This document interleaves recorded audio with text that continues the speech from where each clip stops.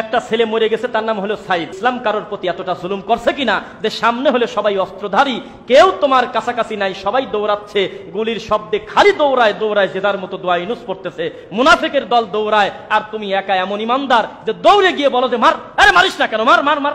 এইটা কোন ইমানদারের কাজ? এটা কোরআন হাদিস পড়ে আমরা পাই না।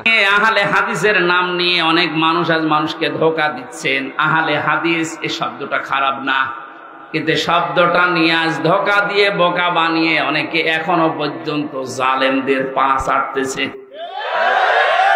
কালকের বক্তব্য ছিল একজনের, রফিক নামে, আমি নাম নিয়েছি এই কারণে চেনার জন্য। লোকটা জানাচ্ছে এখন জনগণকে, আবু সাইদ নামে এই ছেলেটা শহীদ হয়নি, ও নিজে আত্মহত্যা করেছে। বিশ্বনবী কোরআন হাদিসের ভেতরে তিনি স্পষ্ট ভাবে জানিয়েছেন, কেউ যদি দেওয়াল চাপা পড়ে মারা যায় সে শহীদের মর্যাদা পায়, পানিতে ডুবে মারা যায় শহীদের মর্যাদা পায়।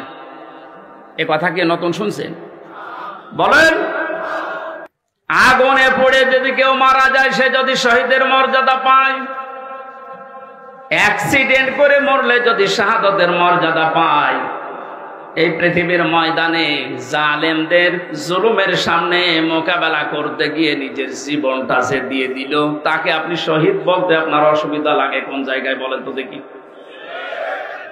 এবার আমার দুইটা নোটিশ বলছে, যেহেতু এই শব্দটা শুনি আজ 2 দিন ধরে অনেক জালেমের দোসর যারা, তারা এখনো পর্যন্ত অপপ্রচার চালাচ্ছে এদের বিরুদ্ধে, এই জন্য 2টা নোটিশ বলছি। সূরা বাকারার 154 নম্বর আয়াত, 2 নাম্বার পারা, 2 নাম্বার পৃষ্ঠা, 12 নাম্বার 13 নাম্বার লাইনে আছে, ভালো করে মিলাবেন। আল্লাহ পাক বলেন, ওয়ালা তাকুলু লিমান ইয়াকতালু ফি সাবিলিল্লাহি আমওয়াত বাল আহইয়াউ ওয়ালাকিন লা তাশউরুন।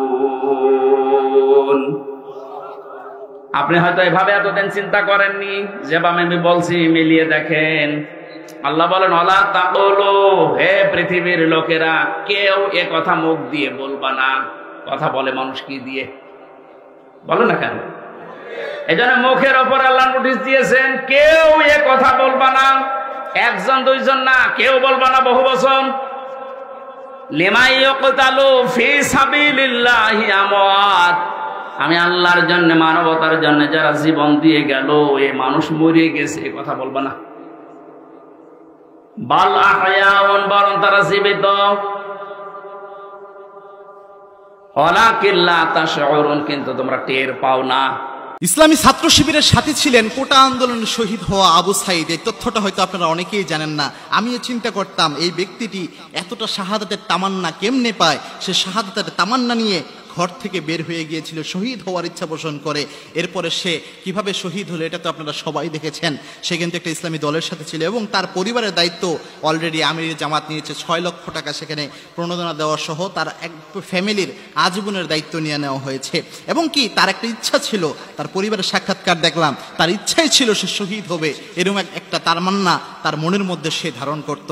এটা কিন্তু খুব গুরুত্বপূর্ণ একটি বিষয়, আমাদের অনেকের মধ্যে এই বিষয়টা নাই। অথচ আল্লাহর হাবিব জানিয়েছেন, যেই ব্যক্তি অন্তরের মধ্যে শহীদ হওয়ার চিন্তা চেতনা রাখে না, মা তাআলাউ শু'বাতিন মিনান নিফাক, মুনাফিক হয়ে ওই ব্যক্তি কবরে চলে যায়, তার জন্য জান্নাত হবে না, সে ব্যক্তি মুনাফিক হবে। এজন্য প্রত্যেকটা ইমানদারের এটা একটা অত্যাবশ্যকীয় গুণ থাকা দরকার যে সে অন্তরে এই ইচ্ছা লালন করবে যে আল্লাহ আপনি আমাকে শহীদ হিসেবে কবুল করেন। আল্লাহর হাবিব জানিয়েছেন, যে ব্যক্তি অন্তরে শহীদ হওয়ার ইচ্ছা লালন করে, ওই ব্যক্তি যদি ঘরে জ্বর পড়েও মারা যায়, এই জ্বর অবস্থায় মারা গেলেও, ঘরে বিছানা পড়ে মারা গেলেও আল্লাহ রাব্বুল আলামিন তাকে শহীদ হিসেবে কবুল করে নেয়। সুবহানাল্লাহ। এজন্য শহীদ হওয়ার ইচ্ছা পোষণ করবেন। সাইয়েদনা ওমর রাদিয়াল্লাহু তাআলা আনহু এজন্য আল্লাহর কাছে দোয়া করতেন, আল্লাহ আল্লাহুম্মা রযুকনা শাহাদাতান ফি সাবিলিক ওয়াজআল মাউতি ফি বালাদি রাসূলিক। হে আল্লাহ, আমার যেহেতু মরতেই হবে, যেমন তেমন মরণ আপনি আমাকে দিয়েন না, শহীদ হিসেবে আপনি আমার মৃত্যুটা দান করে দিয়েন। আর যেহেতু আমার মারা যেতেই হবে, রসুল যেই ভূমিতে মারা গিয়েছেন, যে ভূমিতে রসুল ঘুমিয়ে আছেন, ওই ভূমিতে ঘুমানোর ব্যবস্থা আপনি আমাকে করে দিয়েন। মান ফারাকাল জামাআতা শিবরান, কে মান ফারাকাল জামাআতা শিবরান, আল্লাহ রাসূল বলছেন যে ব্যক্তি সংগঠন থেকে, জামাত শিবির মানে দল না, আমরা মনে করি জামাত শিবির মানে রাজনৈতিক দল না। হাদিসের ভাষায়, কোরআনের ভাষায় জামাআত আর শিবরং মানে হচ্ছে সংগঠন, শান্তি সংঘ। জামাআত আর শিবরং মানে কি? জামাত শিবির মানে কি? শান্তির সংগঠন, শান্তি সংঘ। এটা মানে কোনো রাজনৈতিক দল না। হাদিস প্রমাণ দিয়েছে, আবু দাউদ শরীফের হাদিস। এই জামাত যেখানে যেখানে লাগবে ওখানে ইসলাম ধ্বংস হয়ে যাবে। জামাত লাগছে আলিয়া মাদ্রাসার মধ্যে, আলিয়া। জামাত লাগছে ইত্তেহাদুল উম্মার মধ্যে, ইত্তেহাদুল উম্মাহ। জামাত লাগছে বিএনপির মধ্যে, বিএনপি। এই জামাতের প্রয়োজন যেখানে লাগবে সে ধ্বংস হয়ে যাবে, যেখানে লাগুক ধ্বংস হয়ে যাবে।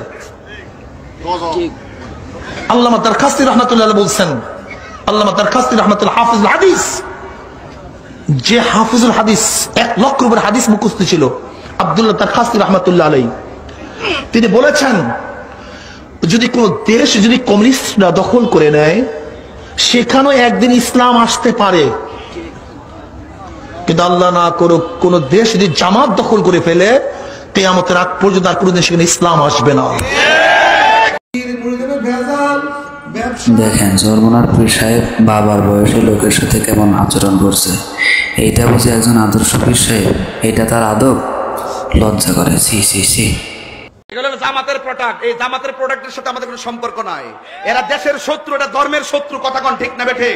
ওরা যেদিকে বৃষ্টি দেখে ওইদিকে ছাতা ধরে, যখন যে ক্ষমতায় তারে তেল মারে। এরা উপরে ফিটফাট, ভিতরে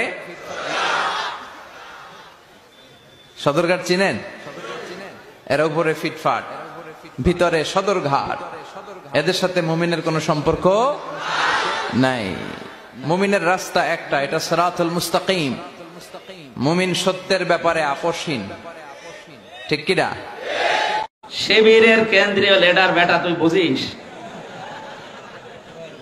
আমার যে যোগ্যতা, আমার মনে হয় শিবিরের কেন্দ্রীয় লিডার না, একটা কর্মীর জুতা টানার যোগ্যতা আমার হয়নি। এটা কি অন্যান্য জেনারেল দলের মতো তো 3 বছর গা ঢাকা, হঠাৎ করে সভাপতি? সামর্থ্য হওয়া লাগে, কর্মী হওয়া লাগে, সাথী হওয়া লাগে, সদস্য হওয়া লাগে। এরপরও পদ চাইলে পাবেন না, আল্লাহর পক্ষ থেকে আসা লাগবে। আর আপনি আমার একেবারে সর্বোচ্চ পর্যায়ে পৌঁছিয়ে দিলেন, ওখানে যাওয়া যায় তাই ব্যাপার। এই কথাগুলো যারা ওসি সাহেবের, এসপি সাহেবের কানে তুলে দিয়েছেন বিভিন্ন নেতাদের, আপনি কি জবাব দেবেন? আপনার নিয়ে আমি টেনশনে আছি।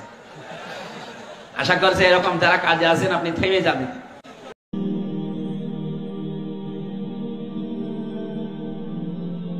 ইসলামী ছাত্র শিবির বাংলাদেশে ছাত্র অঙ্গনে, শিক্ষা প্রতিষ্ঠানে আল্লাহর এক নিয়ামত। আলহামদুলিল্লাহ বলেন। এই নিয়ামতের কাছে, ইসলামের কাছে আসতে না পারে সেজন্য বলা হয় মৌলবাদ আর সন্ত্রাস। শিবিরের কাছে আসতে না পারে সেই জন্য বলা হয় এরা হাত কাটে আর রক কাটে। আমি বলি এই কথাটা হলো একটা চালাকি কথা। হাত কাটা, গলা কাটা, এইটা সহজ না পেটের মধ্যে ছুরি মারা বা গুলি করে মারা সহজ? কোনটা সহজ? তো হাত কাটা আর গলা কাটা এগুলি বলে কেন? হাত কাটতে কাটা কত বড় মুসিবত, তারে 4-5 জনের ঠাইসে ধরা লাগবে।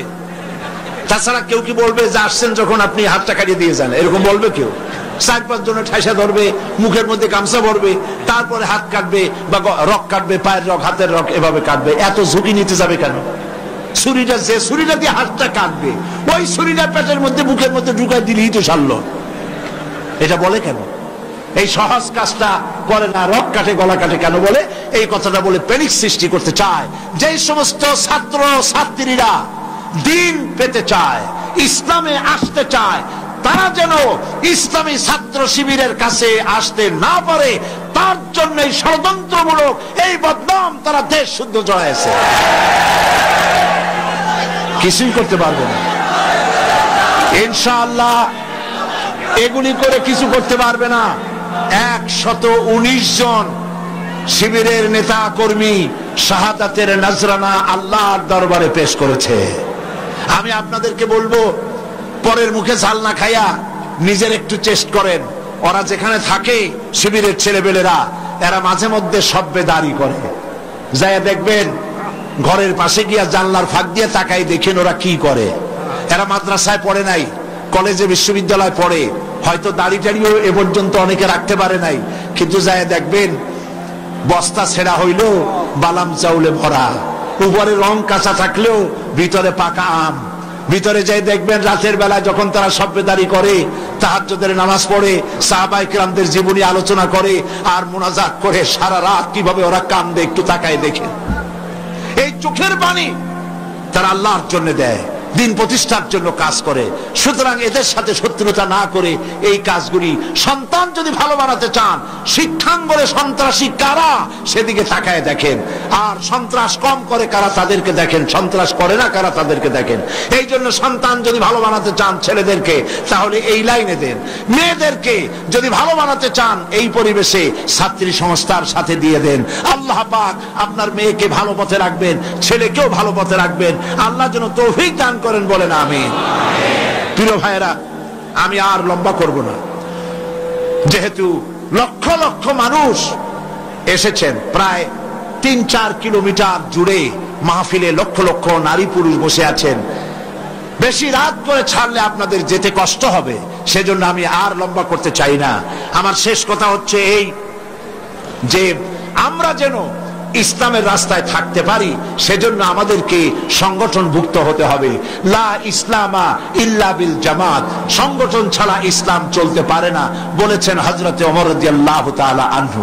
সেই জন্য একদিন তাফসীর শুনলে হবে না, 5 দিন তাফসীর শুনলে হবে না, তাফসীর পড়তে হবে। কি কি তাফসীর পড়বেন একটু পরে বলছি। আমি সকল ভাইদেরকে অনুরোধ করব, আপনারা কোরআন শরীফ পড়ুন, হাদিস শরীফ পড়ুন। এই যে দেখেন বিশাল বই মেলা বসেছে, এই বইয়ের দোকানগুলিতে তাফসীর এসেছে। তাফসীরুল কোরআন বিশ্বজোড়া শ্রেষ্ঠ তাফসীর, আলহামদুলিল্লাহ বলেন। অনেক তাফসীর আছে, মারিফুল কোরআন, তাদাব্বুরুল কোরআন, তাফসীর আশ-শাফি, তাফসীর রুহুল মাআনি, বহুত তাফসীর আছে। যেই তাফসীরটা পড়লে পরে জীবনকে, ইসলামী আন্দোলনকে বোঝা যায়, ইসলামী আন্দোলন অনুযায়ী চলা যায়, তার নাম হলো তাফহিমুল কোরআন। নাম কি বলেন? সেই তাফহিমুল কোরআন এখানে পাওয়া যাবে। আর একজন শহীদের লেখা তাফসীর, সৈয়দ কুতুব শহীদ রাহমাতুল্লাহ আলাইহি, আল্লাহ তাকে জান্নাতুল ফেরদাউস নসিব করুন, সবাই বলেন আমিন। ফি জিলালিল কোরআন তার তাফসীরের নাম। ফি জিলালিল কোরআন বর্তমান বিশ্বের অন্যতম শ্রেষ্ঠ তাফসীর, দোকানগুলিতে পাওয়া যাবে। তাফসীর খরিদ করুন, পড়াশোনা করুন, ইসলামকে জানুন, কোরআনকে জানুন, হাদিসকে জানুন এবং দিন নিজের জীবনকে সমৃদ্ধ করুন।